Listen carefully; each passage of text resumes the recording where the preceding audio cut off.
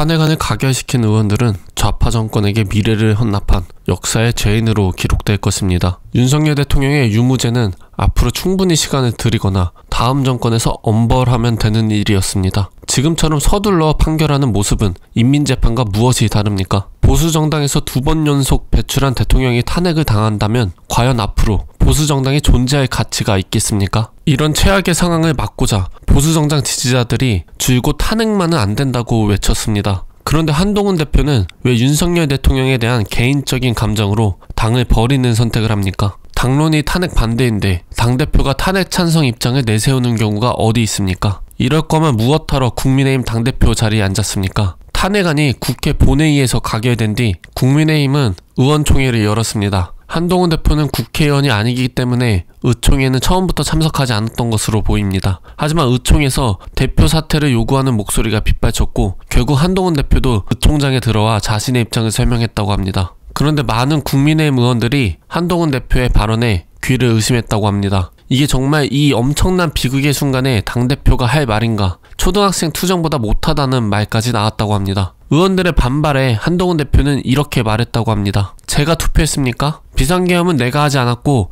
막기 위해 노력했다라는 말을 덧붙였다고 합니다. 이 발언에 고성이 오갔고 국회의원이 아니라서 투표하지 않았는데 내가 왜 책임지냐라는 말까지 한동훈 대표 입에서 나왔다고 합니다. 그러나 이 말이 과연 리더로서 적절했습니까? 본인이 당대표인데 당론과 다른 입장을 언론에 내세우면서 당의 혼란을 키운 장본인 아닙니까? 정치인들의 행동은 책임을 동반해야 합니다. 만약 일부 의원들이 국민적인 인기나 개인적인 이득을 위해서 당론을 벌였다면 그에 따른 책임도 반드시 물어야 합니다. 한동훈 대표는 탄핵안이 가결된 이후 윤석열 대통령의 조기 퇴진을 거부해 탄핵안 가결을 자초한 것일 뿐 자신은 대표직에서 물러날 이유가 없다 주장했습니다. 또한 국민과 함께 잘못을 바로잡고 헌법과 민주주의를 지키겠다라는 말을 남겼습니다. 탄핵 반대를 주장하는 국민의힘 지지자들과 국회의원들은 다 나쁜 사람들입니까? 2번 연속 보수정당이 배출한 대통령이 탄핵당하면 그 후로 보수정당이 설 자리는 어디에 있겠습니까? 이런 최악의 상황을 막는 것이 당대표로서의 책무 아니었습니까? 정말로 국민의힘을 위했다면 최소한 이재명 대표의 재판 결과가 나올 때까지 시간을 끌었어야 하지 않습니까?